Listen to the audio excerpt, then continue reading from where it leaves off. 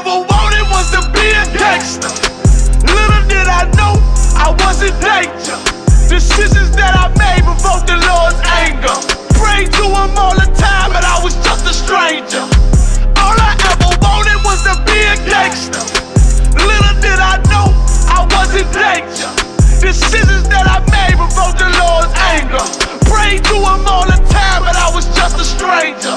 All I wanted was to be a gangster. And shot call, to be known with them niggas letting shots off. Either that or the right hand to the top dog. Funny how we see vanity, not the lives lost. Can't be focused on a life that's hopeless. Out there pumping, not knowing the Lord will kill you for that hocus pocus. Used to roll with niggas that cook dope with weaponry. Same ones claim they love you, I had no life in jeopardy. And I know my mother wants success for me, but that G should take a girl straight to ecstasy. Remember running with bruh, even though we did the wrong thing, my life have been a lot different. One West till they bury me. I'm one West till they bury me.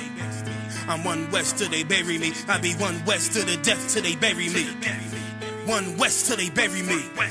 I'm one West till they bury me.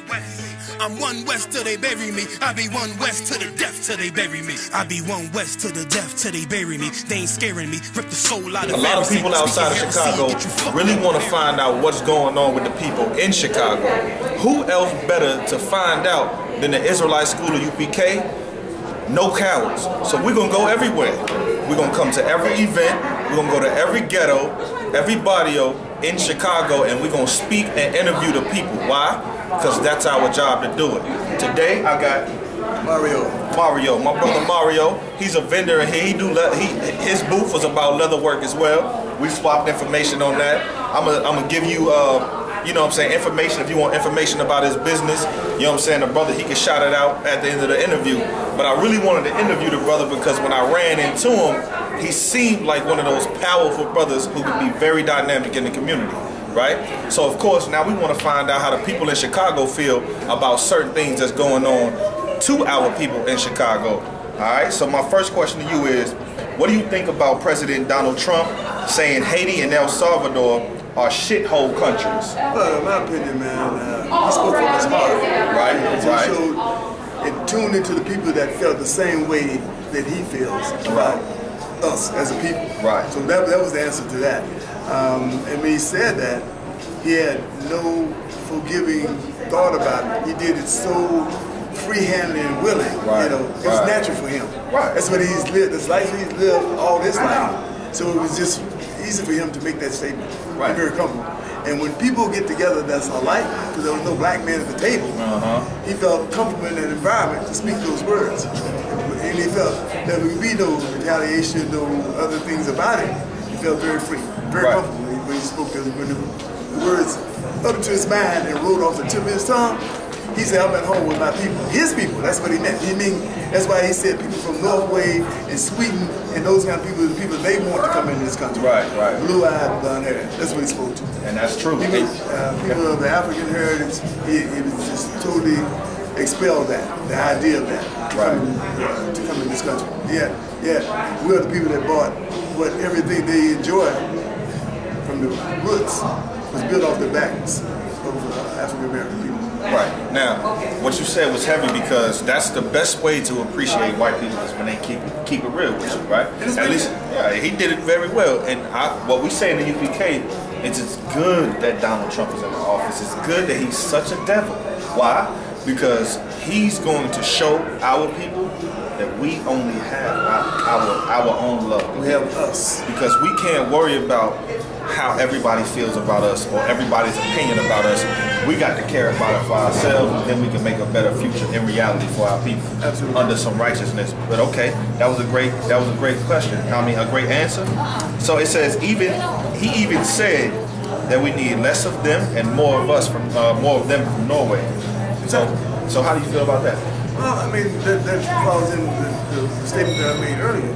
He wants people that come to this country, that be supported in this country, blonde hair, blue eyes. Right. And that's what he spoke from his heart. Right. That was like I said, it's from his heart when he made that statement. Right. You know, and he felt very comfortable doing that. Right. So that it was just a heartfelt statement. You know? Oh, yeah. That's it. Oh yeah, for sure. Now, my second question, how do you feel about Martin Luther King's family and Ben Carson supporting Trump after all the racist things and hateful things that he said about our people? Okay, going back, I literally had a lot of respect for Ben Carson for a long time because of his medical skills and being a neurosurgeon and work on different cases and solving them. And I had a heartfelt respect for that guy for a long time until he showed really who he was. Right. In this election, he got a chance to appeal. I never trust a man that talked to me with his eyes closed. Right. Now, there's just something about that, you know, I know he didn't do surgery with his eyes closed, but there's something about when he spoke. Right. When a man closes his eyes, he said, to me, that's hiding something. You know, and I just never like to relate to a person that talks to me with their eyes closed. Right. There's something to me that's just disingenuous about it. Right. It's disingenuous. You know? So when I begin to see him in interviews, I spoke to other colleagues and friends of mine. I say, I always liked Ben Carson for what he's done, but it's all of a sudden there's a disconnect when he talks to people. He has to close his eyes. To me, that's a shut off. You know what I mean? I like to engage with people, look at their eyes, not behind the shield. You know, so that point. Now, the first part of the question you asked about what Martin Luther King's family, what I think about them embracing him. Right, like how do you feel about Martin Luther King's family and Ben Carson supporting like Donald Trump after all the things that he's done? Martin Luther King's family, I was kind of disheartened with some of his nephews or somebody that spoke in support of Donald Trump. Right. To me, absolutely, there was no connection that I can see a person being proud of who he is and the things that he said. Not only, like I spoke earlier, what he did was showed his pure heart, and the people of his supporters showed their hearts. Right. You know, they so started to support a guy with a mind and a spirit of corruption that he has. Right. I mean, corruption is not so much of breaking the laws; it's just a corrupt feeling that's embedded in your background, family, and inheritance, and those kind of things. Right. They say that their money is going to be theirs, and they don't want to share. And that's what I got out of it. Good night, brother. All right, shalom, sis. That's what I got out of him from the beginning. Right. Okay. I appreciate that. So did Martin Luther King teach that we should forgive our enemies? It's a two-part question. And did Martin Luther King teach that we should turn the other cheek to someone who's an enemy to our people? I think his teachings were to be supportive of our people, yet in a spiritual balance, it was like forgive those who, for lack of knowledge, would be for bitingly negative toward our people. I still don't have a heart to turn against Martin Luther King teachings and that, because I know in the times that he was alive, he meant well for everybody. You know, so much like integration and promotion, that some of that's okay, but it was not so much integration. It was to tear down barriers. I think that was the whole context of why he spoke and felt the way he felt. It was to tear down barriers, that we can live in harmony and peace. And I think and even in our hearts, I want to live in peace and chaos any day. Right. You know, it's like a home divided with confusion and corruption, and that kind of confusion disrupts everything. There's no even flow in a matter of confusion. You know, in your home, you take your home, a husband and a wife and children, everybody going in different directions, and there's an argument at the top. When there's a top that they create the chaos, the kids would develop a heart of knowing that those contention there was not togetherness and peace. Right. So I just take my family structure and I look at all those things and I relate that to my family and the people that's in my life. I have to say that chaos and corruption breeds content. That's true. Now, what if I told you that Martin Luther King was not even teaching from what Christ taught? What if I told you that Martin Luther King never taught out of the Bible, that he taught the teachings of Mahatma Gandhi? Right? Now, we're supposed to be following a man who says that he loves the Lord, but yet he's not giving us what's in the Bible. He's giving us what another nation has said now. And I'm glad you made the correlation to marriage, like a family. Now, the question I asked was about our people. Now, as a people, we want to marry to so-called white people. Of course, we know they're not white. That's just what they call themselves. So that's what we'll call them for for, you know, argument's sake. So a lot of people of our race, we like to try to marry onto a race of people who don't want to be in that relationship. You see what I'm saying? See, even through the civil rights movement and everything like that, we forced white people to integrate with us. And look what it did to us, even fighting to get it. You see what I mean? So it's an unhealthy relationship, right? And which is why I asked you that question. But that was a great answer. If I could, I mean, I don't want to, if you want to elaborate on some more, I mean. No, I mean, it desensitized, you know, the fight that a man has when it says be humble and compassionate and love. You can have love for another, but you don't have to be in a oppressed, submissive state to have love. I got respect for you, for a brother. You respect for him as a man, not a man that wears a dress and makeup and those things. I still respect that person as a man. I don't see any other thing, you know, because your heart is what reflects who you are. No matter what the outside in the world you've accepted as a cultural behavior, those are taught behaviors. Well, you know, Christ said you can't love two masters. You can only love one and hate the other. So what we got to do as a people is learn to love each other. You see what I'm saying? Sisterhood and brotherhood is what's going to get us out of this shithole that they described us being. You see what I'm saying? So what I think and what the Bible teaches is that we need a degree of separation. We need a degree of let's give our love to our own people, so to speak, because we have to build ourselves up firstly, and then we can worry about other things. Now, as far as love and respect, those are two totally different things. And we can respect our enemies for what they're doing. That's why I said we can respect Donald Trump for his views on our people, but we have to love one another. Now, of course, we have to find out what love is, and we're people who've been lost for a long time, so of course we have to be taught again. Of course, it's building up to more of my questions, okay? So my next question is it Martin Luther King's fault that his family is supporting someone as racist and hateful as Donald Trump? It is not his fault. He can't take a blame. He can't take a blame at this point. You know, his purpose at the time served a good purpose. But here's the problem. We have become more disaligned than aligned. Killing, murder, rape, robbery. We have diminished what he would hope that we could be. We first got to love ourselves and our people as a nation together, not separate, not on a discord. We won't make it on discord. You know, what we do is eliminate. When you mean our people, you mean our people. Our people. Okay. Our people.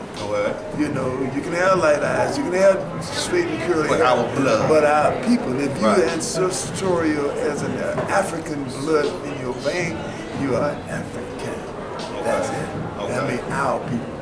You know, we cross, lay, marry, entwine, relate, wear, you know, wig, tweeted hair, trying to assimilate and miss our own identity. True. That's true. We fight so much for the acceptance and give up the real cause. That's true. So those are the things we have to come back to. Who are we? Who am I? That's right. You know. Now, you think we ready to face that? That's the question. Listen, we're perish for the lack of knowledge. That's true. Now, see, you quote that's why we're in the situation we're in today. Right. Now, for the lack of the knowledge that is pure and knowledgeable, that's true. We perish together as all fools. That's true. Dissension among any of us will destroy us, and it won't make us stronger. But see, what I want to ask you is, are we really ready for the answer? Because what if we found out that we never were African? And then we're actually the Israelites of that Bible. Then we have to live like Israelites. You see how our people who don't know who we are in today's time, they find out, oh, you came from Africa, so you must be African, and they try to get that culture back, right? They try to get it. You see people wearing the you know what I'm saying? You see people, you know, assimilating to all of those other cultures in Africa. But what if we have no blood ties to Africa? What if our blood ties are actually Israel? Then and only then can we find out how to fix our people, because that Bible is the #1 way to fix black people. then again, okay, go it goes ahead. back to the lack of knowledge. Right. The lack of knowledge. Right. See, if you don't get a chance to know whose you are, right, whom you are, right, you will never know whose you are. That's right. So that is the dissimulation of the lack of knowledge. It goes back to that about everything. Right, you know? right. Right. It's like a DNA test. That's what we have to have. Right. And so you're speaking on the knowledgeable, it's the DNA test. Right. And that's it, man. That determines of who you are. Who you are. So we get back to finding that the inclusive is the basis of starting to build a foundation that you got to walk on. So basically you saying we need our identity back to try to find out who we are to go where we need to go. That's the only way you're going to get there. That's right. If you don't have that DNA test to know who you are, right, you still misidentified. Right. You know? Now, of course, because you'll believe anything that people will say about you. Right. If you don't know who you are, that's it. And they can label you and this, all that. Stereotype you. All that. Everything. And we will fall short. That's right. Each time. Now, it's back to the DNA test and knowing who you are and trust that. Now, of course, we know that the Bible. Oh yeah, we know that the Bible is our DNA test, so to speak. You know what I mean? So, but if I could, here's my last question. All right, considering all the other questions that we had, would you support, love, and forgive Trump in any way for what he's done? Would you personally? I didn't love him yesterday, I ain't gonna love him today, and I ain't gonna love him tomorrow. That's bottom line for me, man. That's how you know when a brother loves his people, man. You know what I mean? I ain't loved him yesterday, I ain't loved him today, and damn sure have an inspired mind to love him tomorrow. That's right. And that's just the bottom line for me. Tell the people who you are, man. Tell them what you about. Tell them about your business and stuff like that, man, and where they can find you. I'm partnering with Shauna Renee Spencer's design, and we're located right now in Evanston, Illinois. We just returned back to Illinois from living in Texas, where she had a dream and envisioned what she's doing now. She formerly lived in Chicago and had a shoe design salon. She gave all that up but changed her life to go back to the basics. And this is where she is now. And this is what we saw today and what you all witnessed today was a vision and a dream. Okay. So she's living on a vision and a dream. So what's your contact information? The contact information for her is ShaunaReneeSpencer.com, and the number she can be reached is area code 847-322-4580. That's right, man. Listen. Peace to my brothers and sisters. That's right. And we the Israelite School of UPK, of course, we come out here, we're going to get ourselves involved and engulfed in the people. We want their opinions, we want what they think, we want how they feel, so we can find a way to fix our people. That's the first thing you got to do as a doctor or a physician. You have to diagnose the problem first. How sick and is the you patient? have to ask the patient what they feel, how they feel, what's troubling them, and but you have to know that before you can try to adjust or fix the problem. So here's the solution. Blacks, Hispanics, and Native Indians got to come together, know who they are, really love each other. Brotherhood and sisterhood is the weapon against white supremacy. Shalom. Shalom. Once again, my name is Captain DeBar. Hi, I'm Of Latoya. the Israelite School of UPK. Nice to meet you, Latoya. You as well. Now you look like a strong black woman, of course. Okay, and of course we're here. This is a black event, and we came out to show some appreciation and support to our nation. But what I do want to ask you a couple questions on how you feel about some things that's been going on lately in the media. Okay. My first question is, what do you think about President Trump saying Haiti and El Salvador are shithole countries? Well, You know, he even said that, we need less of them and more of people from Norway and Europe. So how do you feel about that in a nutshell? well, we had more people from Norway and Europe. We still wouldn't have anything built or established because we built and established everything. Right. Next. No sweat. My second question. How do you feel about Martin Luther King's family and Ben Carson supporting Trump after all the racist and hateful things he said? Really? So your father, your grandfather, your uncle, probably your brother, or whomever family that Martin Luther King has left. Right. He died for you, not to have to live through what you're living through. Right. Stop. The sister got some great answers, and I love them. I love them. Sister, you got some good answers. You know what I mean? Let's do the third question. Okay.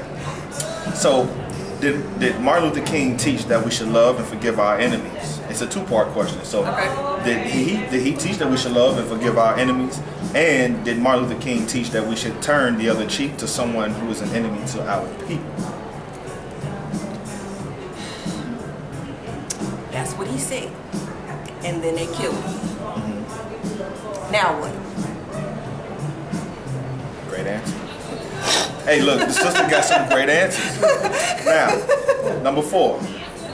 Is it Martin Luther King's fault that his family is supporting someone as racist and hateful as Donald Trump? Is it his fault? Because based on the things that he taught, you know, you should forgive, turn the other cheek, and, you know, all of this and all of that. Is that something that lined up to them feeling like we should forgive everybody who's an enemy to our people, to our race, to our children, our future generations? Well, I'll say this. As speaking to a black man about this, you've been taught to obey. We come from a people that we run things, we create things, we are creators, we are motivators. So to be taught to turn the other cheek or to agree to a certain extent to those that have oppressed us, what are you really teaching? You're not teaching to better your people, you're not teaching to better yourself. You're only teaching to, what's the word I want? Adjust? Not really adjust. That's even better. And why? We were never a people that bow down to anyone. That's right. Now I have a personal question I want to ask you before I ask you the last question. How would you like the presence of black men in America to be to better our people, given the fact that it takes war to get freedom? Well, if y'all stop fighting each other in the street and fight the people that's really oppressing you, we'd be a better people. Use your brothers to get ahead, not to use them to step on them to get ahead. If you raise one, you take them with you. So basically, what our biggest weapon would be brotherhood and sisterhood. Absolutely. I agree with you 100%. We stick together and we stop trying to be better than the next one, and we can be better together. That's true. That's so true. So, my last question. I know right now you probably wish I had like 20 more questions. Come on, I'm just laying on hold you. I'm in this, come on. All right, no sweat. My last question. Would you support, love, and forgive Donald Trump in any way? With you. This is a personal question. Come on, give it to me. Give it to me raw. Fuck Trump. Right. Thank you, sis. Thanks for the interview. Oh, you're welcome. All right.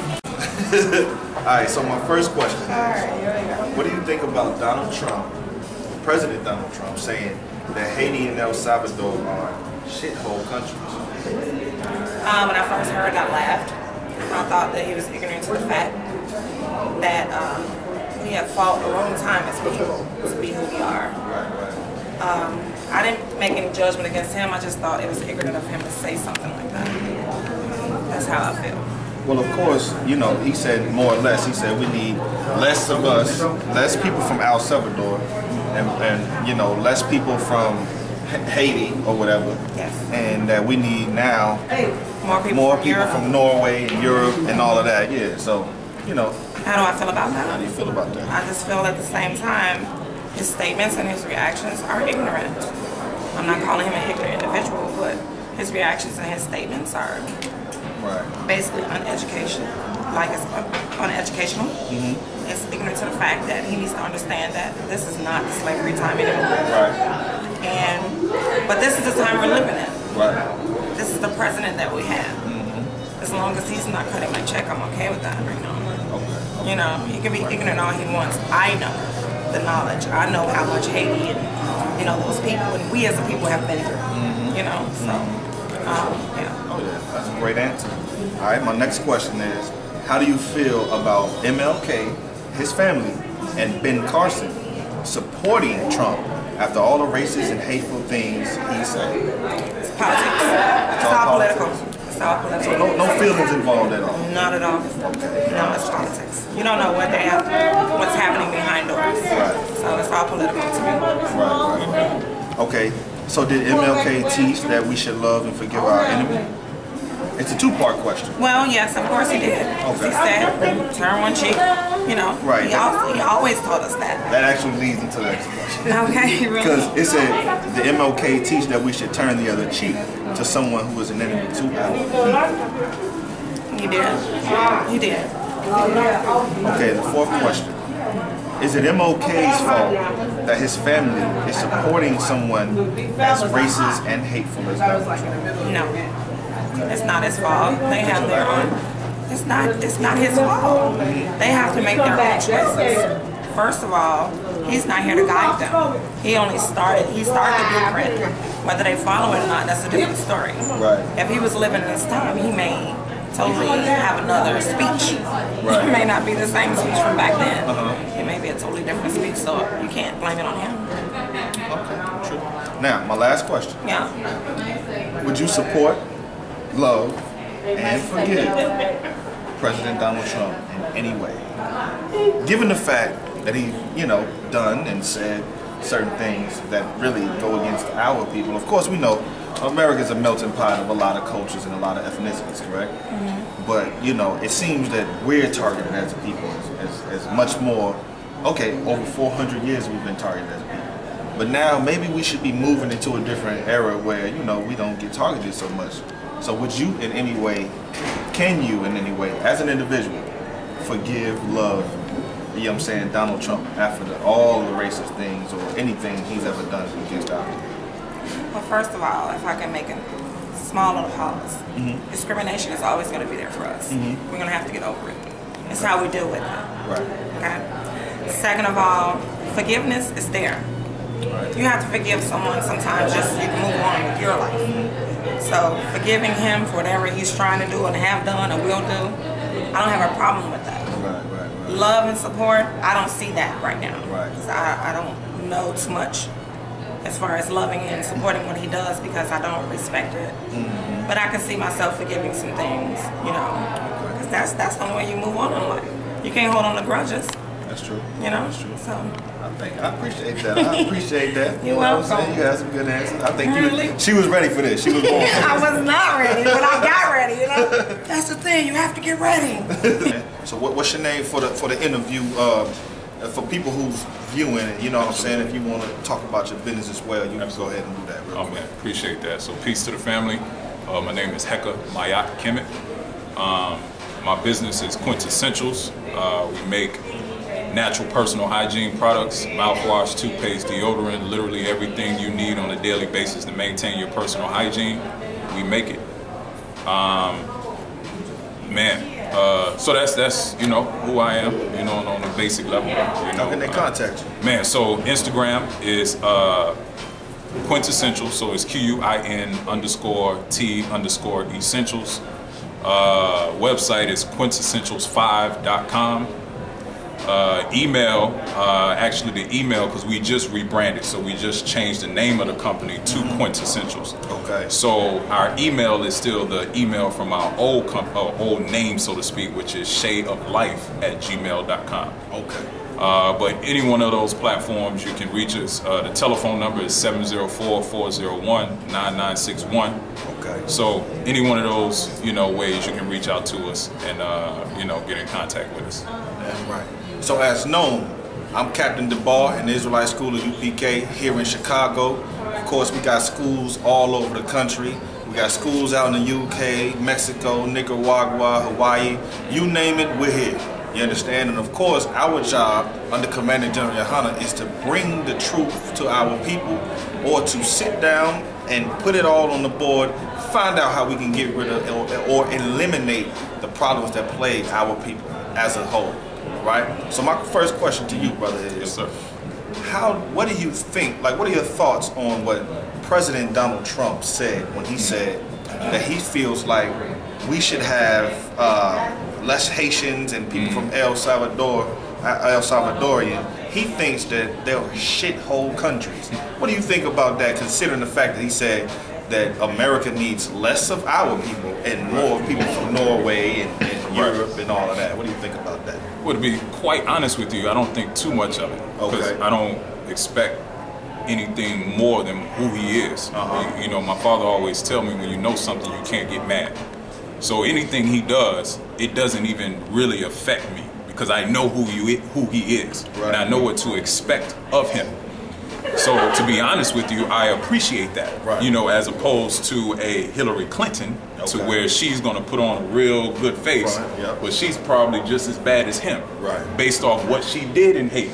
You know, a lot of people aren't aware of how much money and resources that the Clintons stole from Haiti, you know, that was supposed to be going to them during that earthquake that they had. You know what I mean? A lot of people aren't aware of that. So, you know, we get duped with the Democratic Republic thing, which, to be honest with you, the Democrats are just as bad for black folks as the Republicans are. For sure. But they just play the game with us. You know what I mean? It's like Pepsi and Coca-Cola. Exactly. It's the same shit. You know what I'm saying? But Pepsi is going to appeal to us more because they use more black people in their commercials than Coke do. You see what I'm saying? But it's the same shit. You same thing, So to be honest with you, what she did is a lot worse than what he said. He didn't do anything but say how he feel. I respect any man that says how they feel. And of course, you know how the Israelite school of U.P.K. Absolutely. We think like this.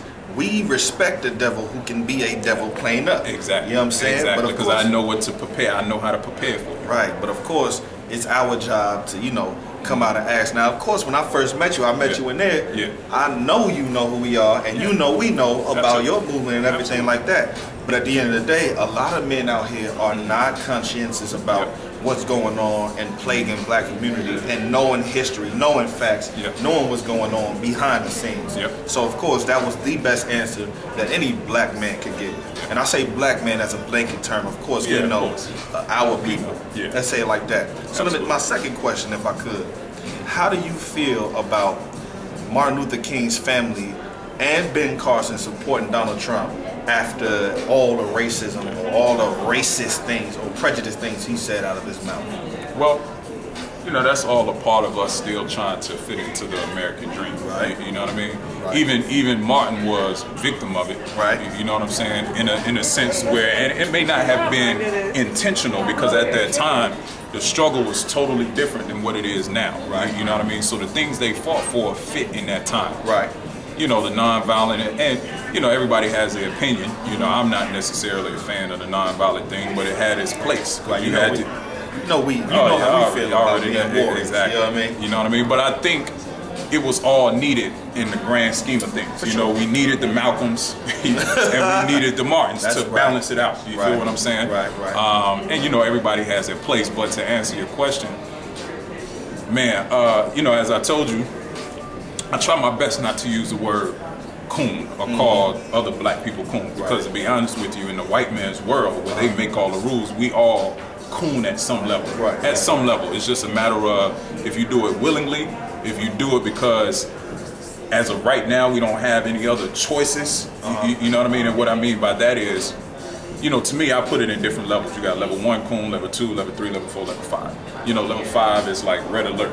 You know what I'm saying? To where you do it, you know you're cooning, but you still do it because you're trying to appease the white man. That's a level 5 coon. You get out, I don't want to deal with you. You know what I mean? Because you're conscious of what you're doing. But of course, you got zip coons. You got other type of coons. Yeah, you got, you know, you got it all. So you know, that's why I don't like to call people coon. I say they're cooning and what level they're cooning at. So I would say, in my opinion, and I'm not aware of Martin Luther King Jr.'s nephew's stances, or I never even knew he had a nephew that was active like that. To be so honest when I showed with you the video, it's like I didn't know who he was until he said who he was. But if I had to, you know, I guess. Now, if I could, now you know, before you saw that, you know, they put him out there to keep Martin Luther King's oppression on our people. Of course, you know what I'm saying? Because once you assimilate yourself and your mind frame on what Martin Luther King stood for, it takes the power out of the black man who's going to stand up and be a warrior for his people. And that's why they advertise him so much. You know what I mean? Because they want to keep us docile and you know, meek, and you know, because obviously they know that at the end of the day they don't want any Toussaint Louis Vuittons. They don't want any Dutty book ones. They don't want any, you know, we're talking about Haiti. You know, they led the Haitian Revolution. You know, they don't want, because that's a problem for them. And they understand, you know, when those kind of people get the attention of the masses, then, you know, they're obsolete because they can't stop it. You know what I mean? So they have to do things like that to keep us docile, to make us feel like, you know, that's the way to go. But, you know, I don't think he knew we was but yeah, so, you know, it's all marketing, man. It's all marketing. That's all it is. You know what I mean? Just like Hitler in Germany, you know, before they actually ostracized the Jews, or what? Well, the Jewish man, I understand. You know what I'm saying? Right. Them, the white folks that call themselves, you know, before they ostracized them, they actually did a campaign to put a negative image in the minds of everybody else, so they could justify the reason they was doing that to what they were doing. You know what I mean? So which actually goes right into my next question. Did Martin Luther King teach that we should love and forgive our enemies? Right. It's a two-part question. And did Martin Luther King teach that we should turn the other cheek to someone who is an enemy to our people? Consider the fact we just got through talking about the Jewish people and how they don't even buy German-made cars. They don't deal anything German at all. They only is Jewish or Israeli. You know what I mean? And so, considering that, what do you think would have been the best object for our people to follow? You know what I mean? Well, consider the fact that did he teach that we should love and forgive our enemies? And if so, did he teach that we should turn the other cheek to the enemies of our people? I think he did indirectly. You know, I don't know if he did it with the intention to keep us in a docile position, because if you really look at what he did, you couldn't really be a docile person and endure what they endured. You had to have some level of courage. You know what I mean? Now we can look at it where you let the white folks beat you up, but you still need some courage to go get beat up. You feel what I'm saying? Like, you know, to know you're gonna go through what they went through, dogs being attacked, fire hoses being, like, to know that and still go face it, you still need a level of courage. That's true. So I think he did indirectly for the simple fact that he taught most black people that it was okay to accept abuse, just to be accepted by someone that does not want you. You know, it's obvious white folks don't want us. They're going to tolerate us for many reasons. You know, they want our services, they want our money, you see what I mean? They want the labor. But as far as being a part of their society, they're never going to accept us. So in that sense, I think indirectly he taught us to turn the other cheek. So you know what I mean? That Christian doctrine. You know what I'm saying? We all know that's false. We know Christ ain't say that. Exactly. He was the biggest damn rebel. He was a revolutionary. You know what I'm saying? Warrior. So, you know, of course, me and you, we both know that Dr. Martin Luther King don't follow after Christ. He follows after Mahatma Gandhi. You know what I mean? So, my next question, okay, is it Martin Luther King's fault? Is it his fault that his family supporting someone as racist as Donald Trump? Is it his fault? Let's consider what he taught. Let's consider what he gave to our people. You know what I mean? When our people were marching up to Washington and to the, you know what I'm saying, to the governments to stop all traffic, all flow of traffic until we get jobs. We marched up there for jobs. Instead, we got a plagiarized speech that wasn't even his from Michael King, who's not even Martin Luther King, and a doctor. And so we got all of that, and he definitely was paid to do this type of movement and to teach our people these things. So do you feel like it's directly Martin Luther King's fault and his family's fault for supporting someone as racist and hateful as Donald Trump? I'm not going to say it's his fault, because I think at some point everybody should come to a point where they have to use their own level of consciousness. You know, regardless of what background you come from. What I will say is he's definitely a pioneer. He's like a catapult. You know what I'm saying? Exactly. You know what I'm saying? So definitely he was a pioneer in that category, so to speak. But I'm not going to say it's his fault, because even though it's his nephew, you know, his nephew is at the age now to where in today's time he should realize the things they did back then is not going to apply now, because there's nothing technically the white man can do to stop you from being a citizen, so to speak. Now, obviously, they're not going to make it easy, so they're going to try their best to make it hard for us to do the things that we can do that we couldn't do back then. So what they were fighting for back then was just basic human rights. What we're fighting for now acceptance. Is acceptance. Yeah, you know what I mean? The symbolic acceptance that we can vote. Equality. Right. But you're never going to be equal in somebody else's system. That's the point. And that's where, you know, that's where you have to be able to say, okay, you know what, I respect what they did, whether you agree with it or not. But now what we're fighting for doesn't call for that. You know what I mean? Because there's nothing that movement can represent now that's going to get us to where we can't get the same things that the white man can get. You see what I mean? So I'll say that. Okay, no sweat. Now, after looking at the video, if MLK was a day alive, do you think was alive today? Do you think he would support, love, and forgive someone as racist as Donald Trump? No, because one of the last things he said to Harry Belafonte was, I've integrated my people into a burning house. Now, obviously, they're not going to advertise that. You know what I mean? Because we all know what that means. You know what I'm saying? I've literally led my people to the slaughter. To the slaughter. And that's why I say I don't think he did it intentionally. He did it because he thought that was the best thing for, I mean, at that time. Now, if I could, now, when I was living in Oregon, I was out doing the work of the Lord in Oregon.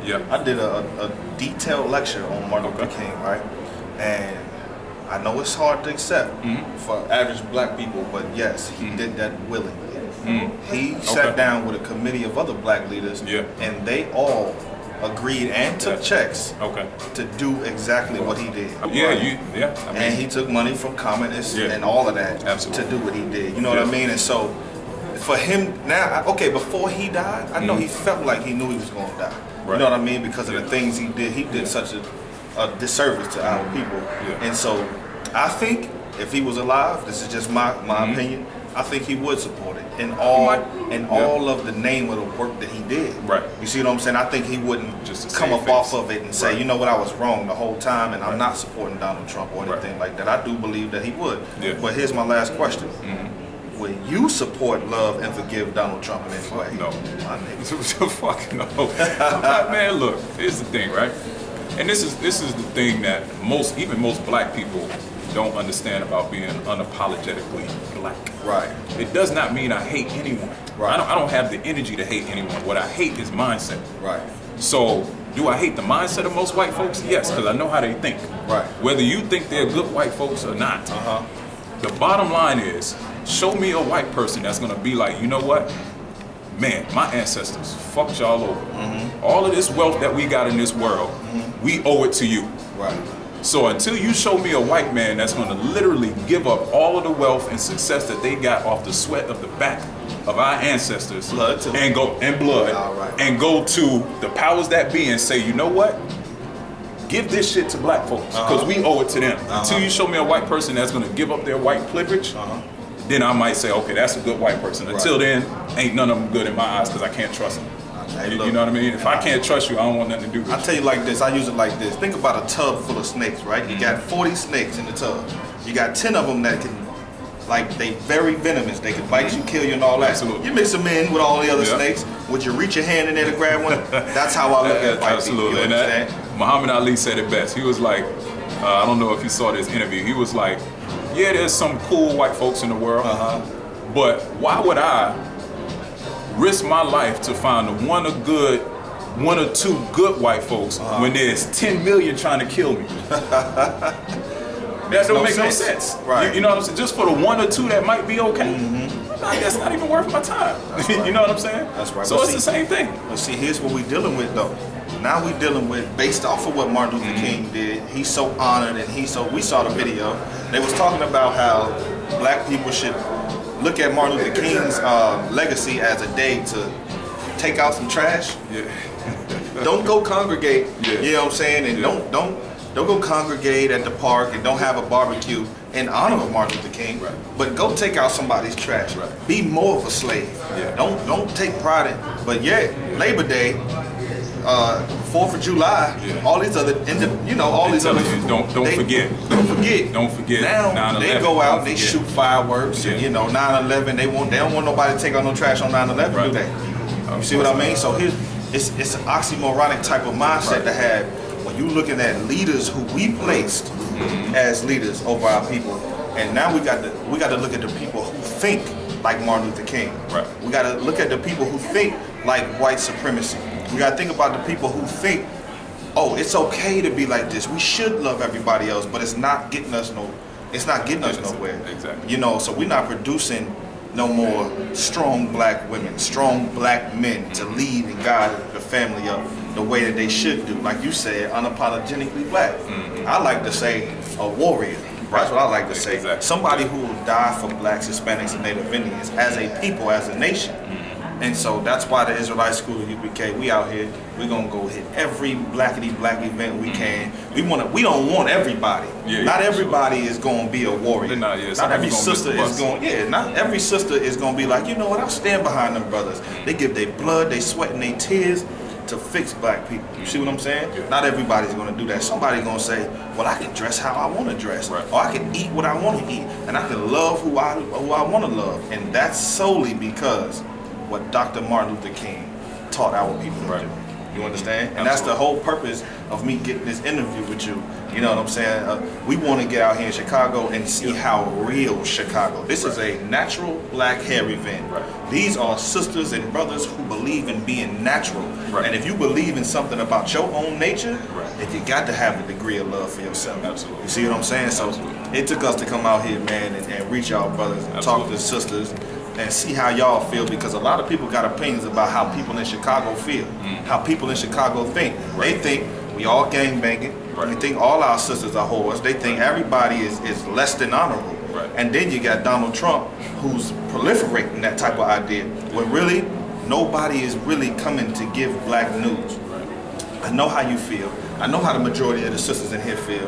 I know how the majority of the brothers in here feel, but not a world will know. You see what I'm saying? Absolutely. And so, once again, if you want to, tell the people who you are, how they can reach you again. Absolutely. You know what I mean? That'll be a good, Oh, man. So again, I appreciate the good brothers. Man, this is a great example of how even in the conscious community, we come from different ideologies. But I respect these brothers because at the end of the day, they're black first, man. And that's the one thing we have to understand about us. Because to be honest with you, we walk outside this door, a white man don't care if you Hebrew Israelite, they don't care if you Moor, they don't care if you Kemetic, they don't give a damn about none of that shit. They look at you, they see a threat, they're gonna take you down just the same. So I wanted to say that first, but again, my name is I.S.U.P.K. My business is Quintessentials, natural personal hygiene products, mouthwash, toothpaste, deodorant, literally all of your personal hygienic needs. Website is quintessential5.com. So that's QUINTESSI. Damn, I forgot how to spell my own. QUINTESSINIENTAL 5.com.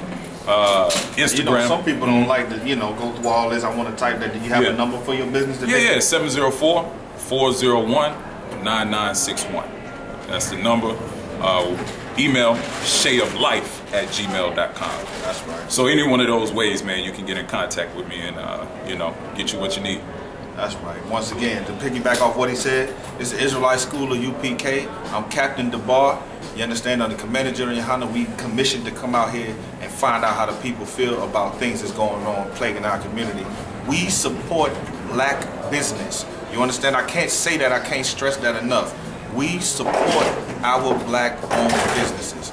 Because if you look at the demographics of Chicago, we always in the ghettos. We always in the struggle. We out here touching the people. You see what I'm saying? And on every corner you got a Christian church, and on every corner you got different businesses that set up that should be ours. You got, and this right here, this event here, proves that our sisters should be owning. They should own the weave. They should own the shops. They should own it all. This is a billion-dollar industry. We need to take what's ours and stop supporting everybody else's. As a people, we can make it happen. We're not hurting for money. Every year, we spending $1.3 trillion. Money is not our issue. A sense of morality is our issue. You understand? A sense of identity and accountability, that's our issue. So we can do this, you know what I mean? Black people stand up everywhere, you know what I mean? Oh, don't forget about them Hispanics as well. Them Hispanics, I know you don't like cheek on them, but them your people, you understand? They black too. You know what I'm Whether saying? they want to be or not, they black too. That's right. Man, again, man, I appreciate that, you know what I'm saying? Thank you for giving us love. All I ever wanted was to be a gangster. Little did I know I was in danger. Decisions that I made provoked the Lord's anger. Prayed to him all the time, but I was just a stranger. All I ever wanted was to be a gangster. Little did I know I was in danger. Decisions that I made provoked the Lord's anger. Prayed to him all the time, but I was just a stranger. All I wanted was to be a gangster. And shot call to be known with them niggas letting shots off. Either that or the right hand to the top, no. Funny how we see vanity, not the lives lost. Can't be focused on a life that's hopeless. Out there pumping, not knowing the Lord will kill you for that hocus pocus. Used to roll with niggas that cook dope with weaponry. Same ones claim they love you